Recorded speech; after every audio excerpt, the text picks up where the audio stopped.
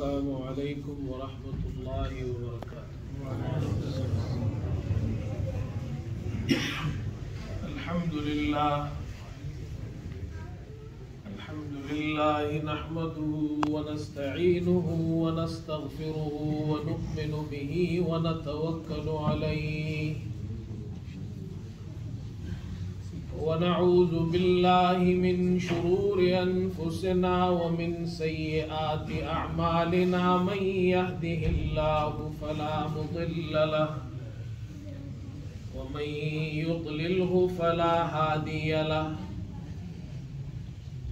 ونشهد أن لا إله إلا الله وحده لا شريك له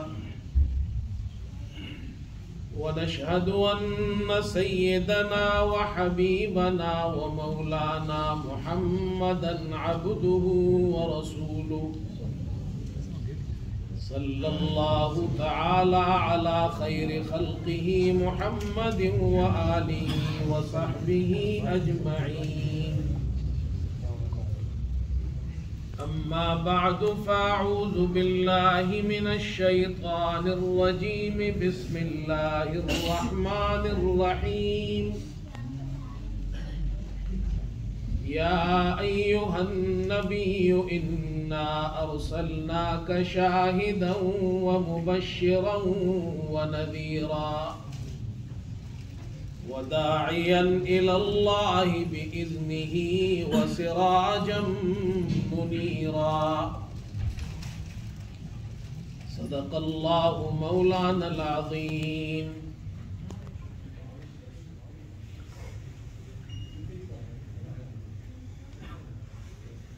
ہندوستان اور پاکستان الگ ہونے سے پہلے جب متحدہ ہندوستان تھا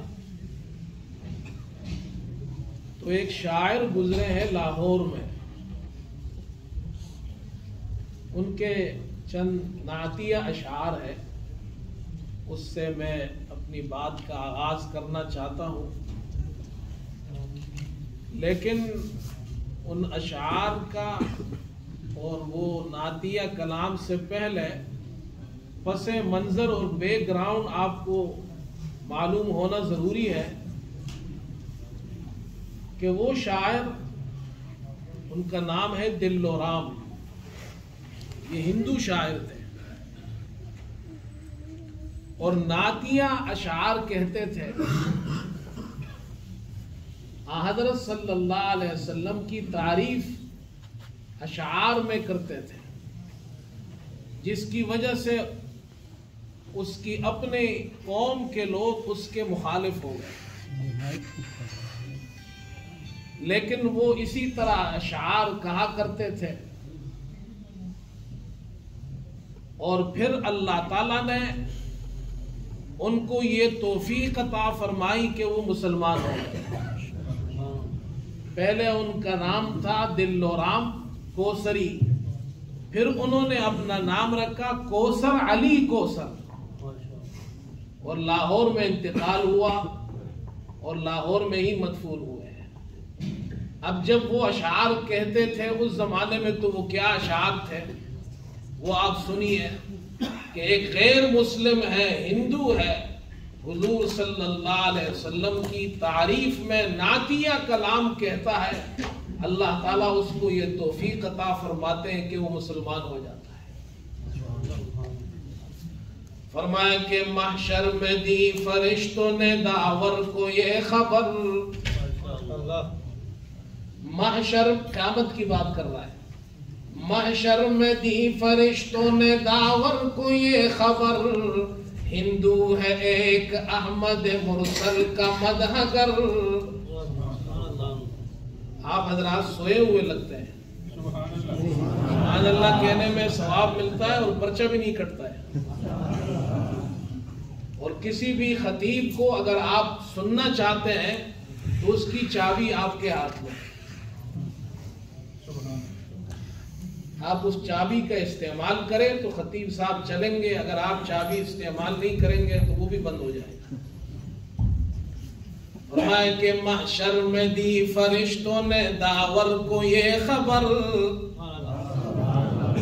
ہندو ہے ایک احمد مرسل کا مدح گر، اور ہے بت پرست اگرچہ وہ لیکن ہے نعت گو، ہے بت پرست اگرچہ وہ لیکن ہے نعت گو، احمد کی نعت لکھتا ہے دنیا میں بیشتر،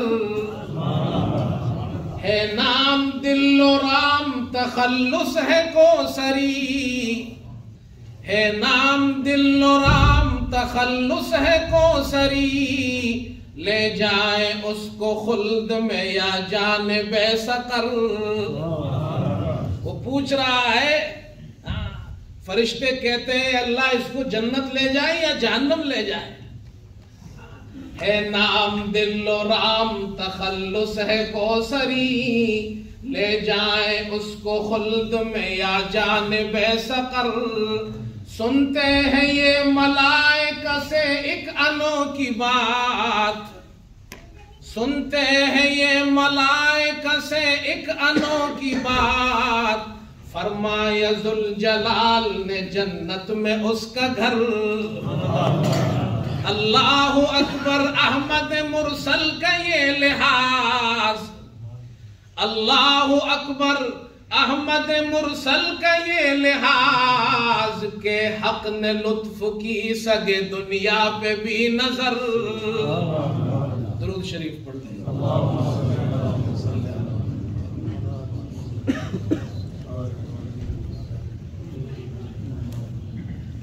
قابل احترام حضرات علماء اکرام، بزرگان محترم اور برادران عزیز،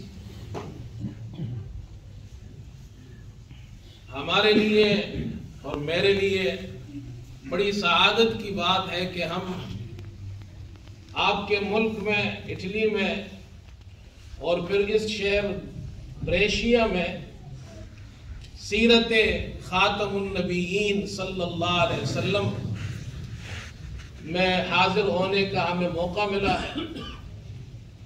مجھ سے پہلے علماء اکرام نے آپ حضرات کے سامنے قیمتی باتیں ارشاد فرمائی، اللہ تعالیٰ ان کو جزائے خیر عطا فرمائے اور ہمیں ان باتوں پر عمل کی توفیق عطا فرمائے۔ چند باتیں میں بھی عرض کر دیتا ہوں۔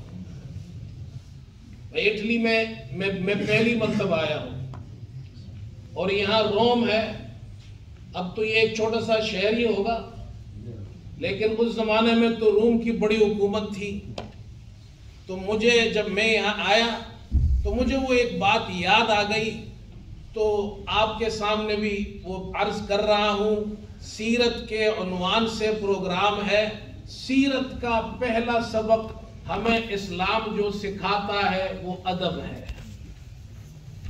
دین پورا کا پورا ادب کا نام ہے۔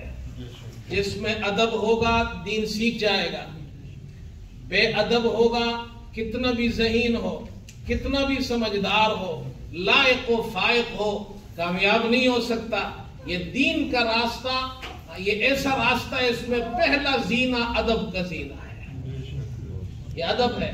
تو وہ جو مجھے روم اور اٹلی جب میں نے یہ سنا یہاں جا رہے تو مجھے یاد آیا حضرت صلی اللہ علیہ وسلم کے زمانے میں دو بڑی سلطنتیں تھیں، ایک روم کی سلطنت تھی اور ایک فارس کی سلطنت۔ فارس کے بادشاہ کو اس کو کسرا کہتے تھے اور روم کے بادشاہ کو قیصر کہتے تھے۔ یہ ان کا لقب تھا، ان کے نام نہیں تھے، یہ ان کا لقب تھا، ٹائٹل تھا ان کا۔ وہ جو روم کا بادشاہ تھا اس کا نام ہرقل تھا۔ حضرت صلی اللہ علیہ وسلم نے ان دونوں کو خطوط لکھے تھے۔ کسرا کو بھی آپ نے خط لکھا، اسلام کی دعوت دی، اور ہرقل کو بھی آپ نے خط لکھا، اسلام کی دعوت دی۔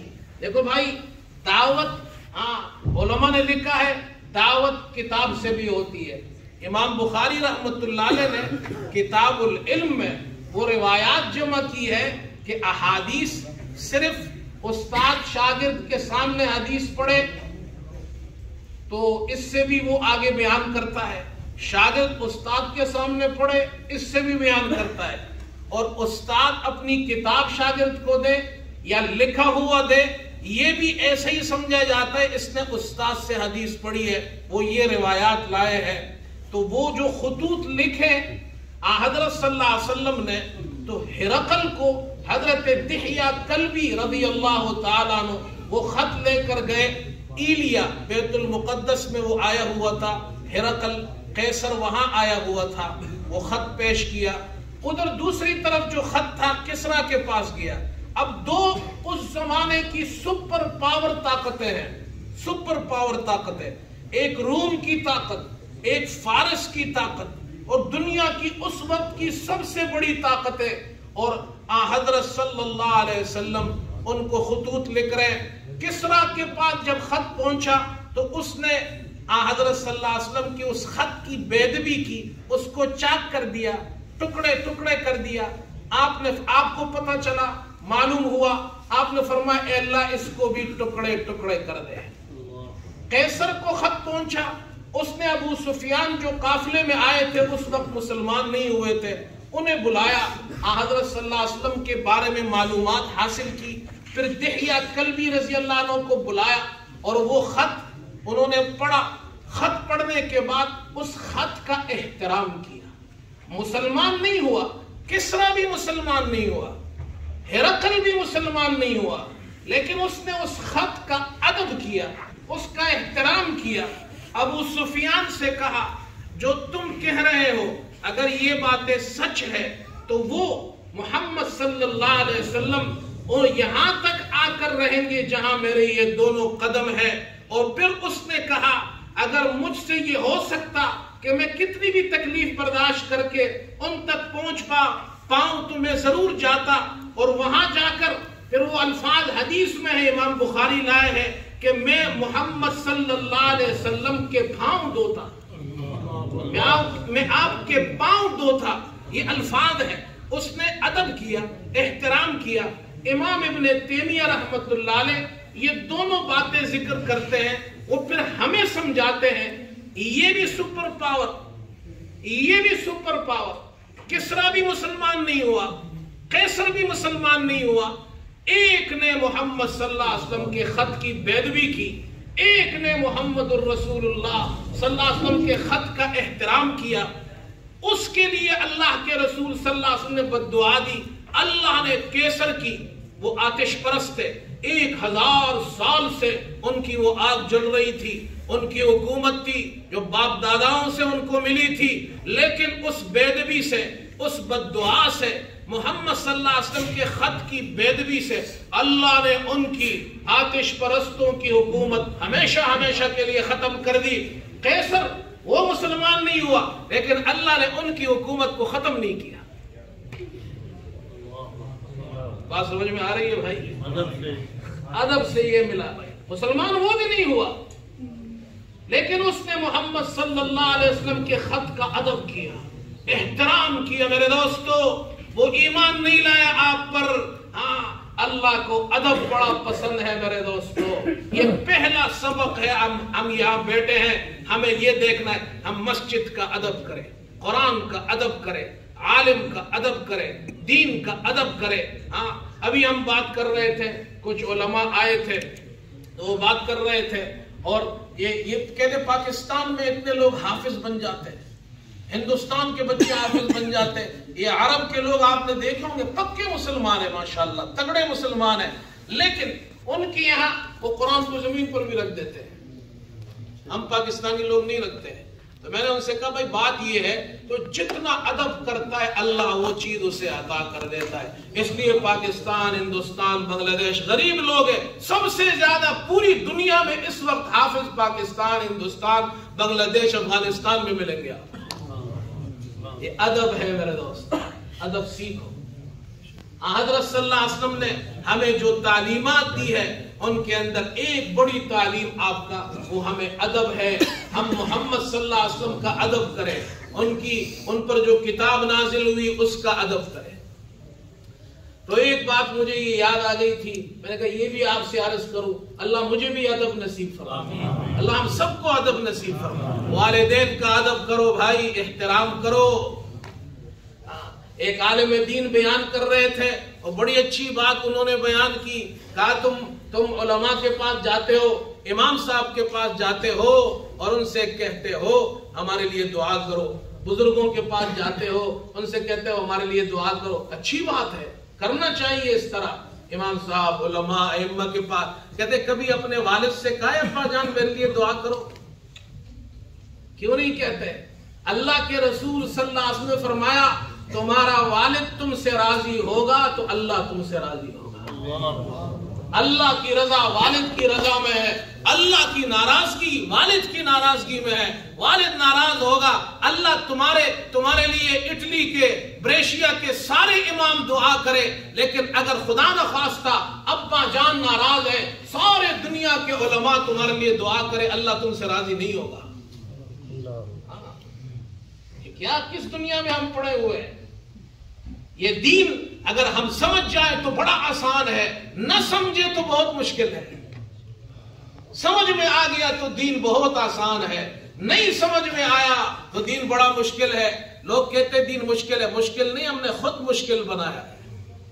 اس لیے میں چند باتیں عرض کرتا ہوں اس لیے کہ وقت بھی ختم ہونے والا ہے.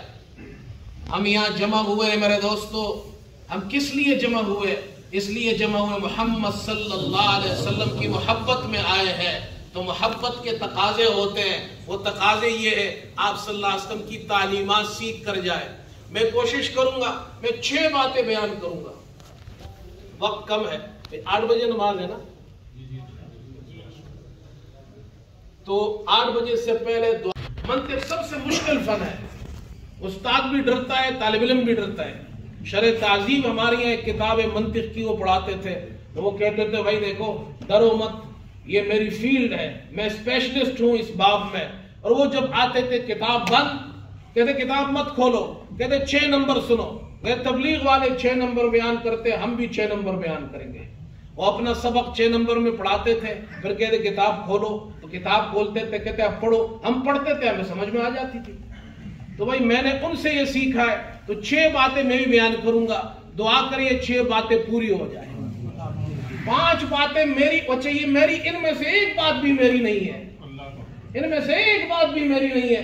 5 باتیں شروع والی 5 حدیثیں ہیں. اے بھائی اٹلی والو, آج یہاں آئے ہیں, آپ اتنے دور دور سے آئے ہیں, کہاں سے. ابھی مجھے نوجوان اندر ملے, انہوں نے کہا ہم یہاں سے 200 کلومیٹر دور سے یہاں اس جلسے میں اور آپ کے اس پروگرام میں شرکت کے لیے آئے. 200 کلومیٹر دور سے. ہمارے مولانا صلاح الدین صاحب یہ 250 کلومیٹر دور سے آئے. اللہ ان کو جزائے خیر عطا فرمائے. تو بھائی اتنے دور سے آئے ہیں, ہمارا بھی ان کا حق بنتا ہے ہم انہیں کوئی بات بتائے. تو یہ 5 حدیثیں ہیں بھائی. پہلی تو یہ 5 حدیثیں امام بخاری رحمت اللہ علیہ نے یہ 5 حدیثیں ذکر کی ہے کتاب الایمان میں. 5 باتیں آرڈر میں ہیں. امام بخاری رحمت اللہ علیہ کا بڑا کمال ہے, ایک وقت نہیں ہے ورنہ میں آپ کو ان کے کمالات بتاؤں. امام بخاری رحمت اللہ علیہ کے بڑے کمالات ہیں. 23 سال کی عمر میں انہوں نے بخاری شریف لکھنا شروع کیا. کتنی سال کی عمر میں؟ only 23 years old. کہاں سے شروع کیا؟ مسجد حرام میں بیت اللہ کے سامنے بخاری شریف لکھنا شروع کیا. اور ہر حدیث لکھنے سے پہلے 2 رکعت نماز پڑھتے تھے, پھر استخارہ کرتے تھے, پھر حدیث کو لکھتے تھے, پھر اس میں چیپٹرز قائم کیے ہیں. تراجم بخاری کہتے ہیں ان کو. یہ جو چیپٹرز ہے تراجم بخاری, یہ مسجد نبوی میں جو ریاض الجنہ آپ صلی اللہ علیہ وسلم کے گھر اور آپ کے منبر کے درمیان جو حصہ ہے جنت کا ٹکڑا, وہاں بیٹھ کر لکھے ہیں. یہ اتنی بڑی کتاب ہے. اس کتاب میں کتاب الایمان میں 5 حدیثیں لائے آرڈر میں. ایمان مسلمان کا کب کامل ہوگا سمجھا رہے, یہ 5 باتیں مسلمان میں, یہ 5 کوالٹیز ہونی چاہیے, یہ 5 صفات ہونی چاہیے. پہلی حدیث آپ صلی اللہ علیہ وسلم نے فرمایا من سلم المسلمون من لسانه ويده. المسلم من سلم المسلمون من لسانه ويده. مسلمان وہ ہے. مسلمان کون ہے؟ آپ صلی اللہ علیہ وسلم فرما رہے ہیں مسلمان وہ ہے دوسرے مسلمان اس کی زبان اور اس کے ہاتھ کے ایذا سے محفوظ رہے، ہماری زبان سے کسی کو تکلیف نہ ہو. ہم مسلمان کسی بھی شخص کو، محدثین فرماتے ہیں یہ صرف مسلمانوں کے لیے نہیں ہے یہ حدیث. مسلمانوں کا لفظ اس لیے آپ صلی اللہ علیہ وسلم نے ذکر کیا کہ مسلمان زیادہ تر مسلمانوں میں رہتا ہے، مسلمانوں میں اٹھتا بیٹھتا ہے ماحول میں عام طور پر، ورنہ یہ ان لوگوں کے لیے بھی ہے جو تمہارے آس پاس غیر مسلم رہتے ہیں، یا جو ذمی تمہارے ملک میں، مسلمانوں کے ملک میں رہتے ہیں، وہ بھی اس میں شامل ہے. کسی بھی انسان کو اپنی زبان سے اور ہاتھ سے اذیت نہ دینا، یہ پہلا سبق ہے مسلمان کو. امام بخاری کہتے ہیں اگر تم اپنا ایمان کمپلیٹ کرنا چاہتے ہو، مکمل اسلام تمہیں چاہیے، تم چاہتے ہو تم اچھے پکے مسلمان بن جاؤ، تو فرمایا اپنے کسی بھی مسلمان کو، کسی بھی انسان کو زبان سے اور ہاتھ سے اذیت نہ دو. مسلمان خیر خواہ ہوتا ہے، مسلمان کسی کو نقصان نہیں پہنچاتا. شیخ نظام الدین اولیاء رحمت اللہ علیہ، یہ ہمارے بزرگوں میں گزرے، ہندوستان کے اندر بہت بڑے عظیم بزرگ گزرے. ان کے بارے میں آتا ہے کہ ان کے زمانے میں ایک آدمی تھا، مسلمان تھا، لیکن شیخ کو ہر وقت تنگ کرتا تھا، ان کو گالیاں دیتا تھا، وہ برا بلا کہتا تھا، ان کی غیبتیں کیا کرتا تھا. اس کا انتقال ہو گیا. شیخ نظام الدین رحمت اللہ علیہ اس کی جنازہ میں آئے، جنازہ پڑھی، قبر گئے، ان کو دفن کیا، ان کے لیے دعا کی اور اللہ سے دعا کی، اے اللہ یہ مسلمان بھائی ہے، یہ میرا مسلمان بھائی ہے، یہ فوت ہو گیا ہے، اس نے غلطیاں کی ہوں گی، گناہ کیے ہوں گے، اے اللہ میں نے اس کو معاف کیا، تو بھی اسے معاف کر دے. اس کے بعد شیخ نظام الدین اولیاء رحمت اللہ علیہ نے 2 شعر پڑھے. فرمایا کہ ہر کے او خار نہد در راہ ما از دشمنی.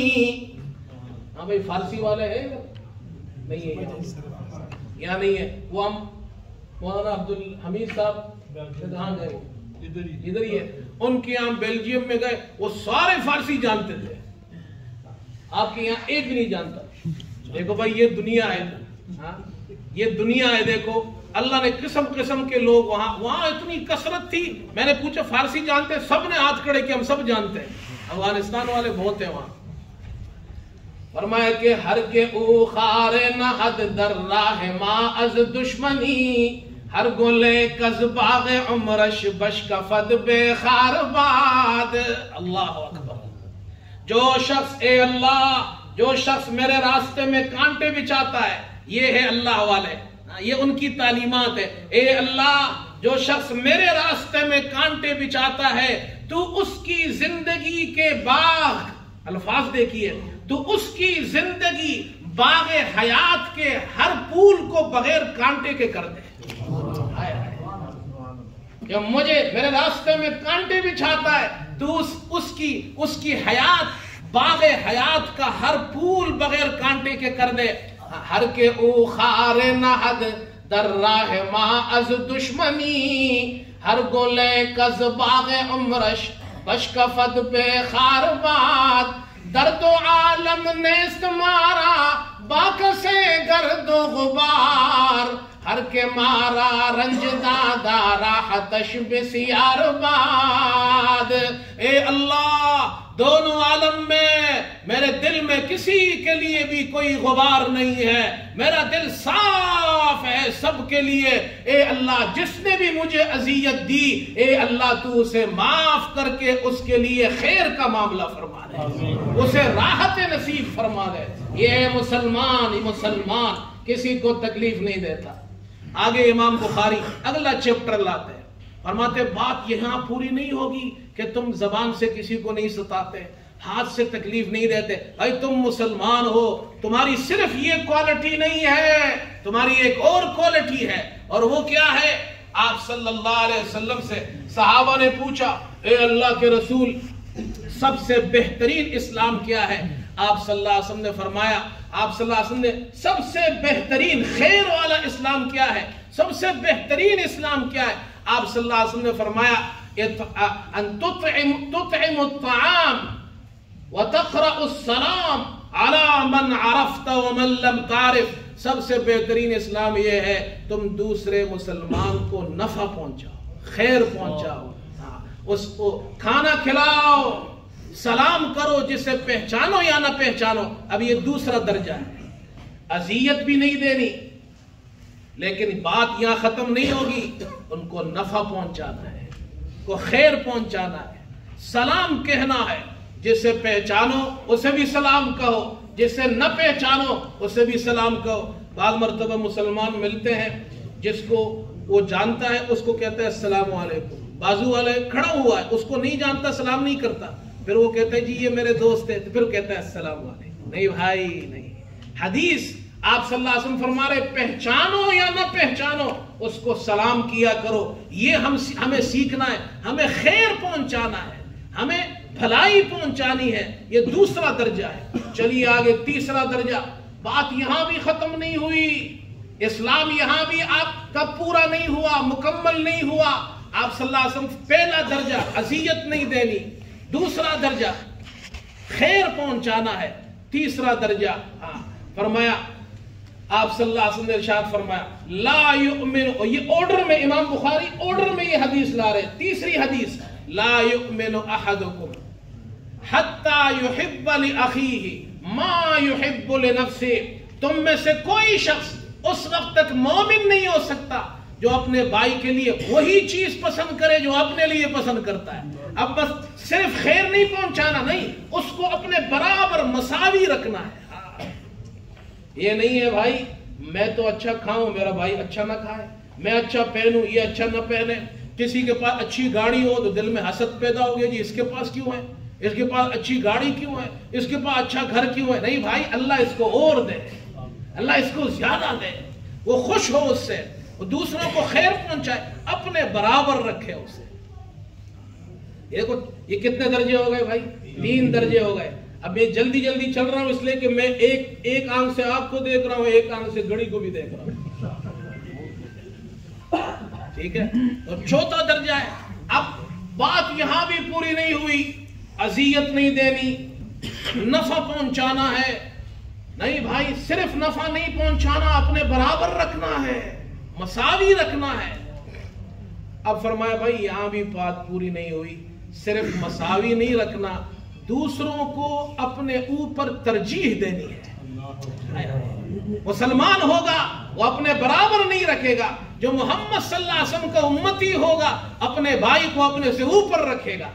اور بات یہاں سے شروع نہیں کی کہ اپنے بھائی کو اوپر رکھو، فرمایا مسلمان وہ ہوگا، آپ نے فرمایا لا یؤمن احدکم حتی اکون احب الیہ من والدہ وولدہ والناس اجمعین۔ پوری دنیا میں جتنے بھی انسان ہیں، تمہارے رشتہ دار، تمہارے دوست، تمہارے بچے، محلے دار، تمہارے رشتہ دار، تمہارے احباب، تمہارے علاقے والے، قوم والے، تمہارے ملک والے، تمہاری زبان والے، تمہاری نسل والے، جتنے دنیا کے انسان ہیں، ان سارے انسانوں میں سب سے زیادہ ترجیح محمد صلی اللہ علیہ وسلم کو دینی ہے۔ اور وہ کیا ترجیح دینی ہے؟ فرمایا آپ نے کہ وہ شخص اس وقت تک، تم میں سے کوئی شخص بھی اس وقت تک مومن نہیں ہو سکتا جب تک کہ وہ مجھے یعنی محمد صلی اللہ علیہ وسلم کو اپنے والد سے، اپنے بیٹے سے اور تمام انسانوں سے زیادہ محبوب نہ بنا لے۔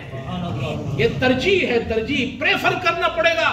باپ نیچے ہے، محمد صلی اللہ علیہ وسلم اوپر ہے، اولاد نیچے ہے، محمد صلی اللہ علیہ وسلم اوپر ہے، دنیا نیچے ہے، سارے دوست نیچے، رشتہ دار نیچے، اور یہ دنیا ناراض ہو جائے، اللہ کا رسول مجھ سے ناراض نہ ہو۔ یہ ہے اسلام، یہ ایمان۔ بھائی شادیوں میں ہم دیکھیں، میرے پاس دوست آتے ہیں، میں کہتا ہوں بھائی جو قریبی دوست ہوتے ہیں ان سے تو آدمی بے تکلف ہوتا ہے، ہم کہتے ہیں شادی میں غیر مسنون کام، سنت کے مطابق شادی کرو، سنت کے خلاف مت کرو۔ وہ کہتے ہیں مولوی صاحب ہم کیا کریں، مجبور ہے، رشتہ دار ہیں، وہ ناراض ہو جاتے ہیں، کوئی کہتے ہیں میری پھوپھی نہیں مانتی، کوئی کہتے ہیں میری خالائیں نہیں مانتی، کوئی کہتے ہیں جی ہماری دادیاں نہیں مانتی، وہ کہتے ہیں اچھا مرد بھی بڑے ہوشیار ہیں، سارے اپنی ساری باتیں اپنی کام خود کرتے ہیں، نام عورتوں کا لیتے ہیں، یہ عورتیں نہیں مانتی ہیں۔ عورتوں کا کیا قصور ہے؟ سارے غلط کام خود کرنے پھر نام ان پہ دیتا ہوں. میں کہتا ہوں بھائی دیکھو محمد صلی اللہ علیہ وسلم کو سب سے اوپر رکھو, اپنے ابا جان سے بھی اوپر رکھو, اپنے اماں جان سے. یہ ہے ترجیح. اسلام یہ سکھاتا ہے. ہاں جب تمہیں یہ سمجھ میں آ گیا محمد صلی اللہ علیہ وسلم کو اوپر رکھے گا, پھر صحابہ کو اوپر رکھے گا, پھر بزرگوں کو اوپر رکھے گا, علماء کو اوپر رکھے گا, استادوں کو اوپر رکھے گا, بزرگوں کو اوپر رکھے گا, یہ تمہارے اندر اچھی کوالٹیز پیدا ہوگی. کتنی باتیں ہو گئی؟ 4. آخری بات رہ گئی. فرمایا جو شخص محمد صلی اللہ علیہ وسلم کو سب سے زیادہ ترجیح دیتا ہے, ان کو اوپر رکھتا ہے, اپنے بھائی کو ترجیح دیتا ہے. اب ایک اور سبق, آخری سبق امام بخاری سکھا رہے, اور وہ سبق یہ سکھا رہے, حضور صلی اللہ علیہ وسلم نے ارشاد فرمایا آیت الایمان حب الانصار و آیت النفاق بغض الانصار. ایمان کی علامت, ایمان کی نشانی انصار صحابہ سے محبت کرنا ہے, اور نفاق کی نشانی انصار صحابہ سے بغض رکھنا ہے. سمجھایا محمد صلی اللہ علیہ وسلم کو جب تم نے اوپر رکھا ہے, جب ان سے محبت کرتے ہو, پھر لازمی بات ہے جو محمد کے صلی اللہ علیہ وسلم کے دوست ہیں تمہیں ان سے بھی محبت کرنی پڑے گی. پھر ان سے بھی محبت کرنی پڑے گی جو ان کی اولاد ہے, پھر ان سے بھی محبت کرنی پڑے گی جو ان کی بیویاں ہیں, پھر ان سے بھی محبت کرنی پڑے گی جو ان کے صحابہ ہیں. یہ سبق سمجھایا بھائی جب کوئی تمہارا دوست بن گیا, جب تم نے اپنے دوست کو ترجیح دی ہے, جب تم نے اپنے دوست کو ترجیح دی, پھر دوست کے دوستوں کا بھی خیال رکھو, اس کا بھی خیال رکھو. یہ 5 سبق ہمیں ملے ہیں میرے دوستو. اسلام کامل دین ہے, مکمل دین ہے. 6ٹھی بات آخر میں کہتا ہوں بھائی دیکھو 6ٹھی بات, یہ تعلیمات ہمیں ملی محمد صلی اللہ علیہ وسلم کی. یہ تعلیمات اس بات کی دلیل ہے کہ محمد صلی اللہ علیہ وسلم آخری نبی ہے.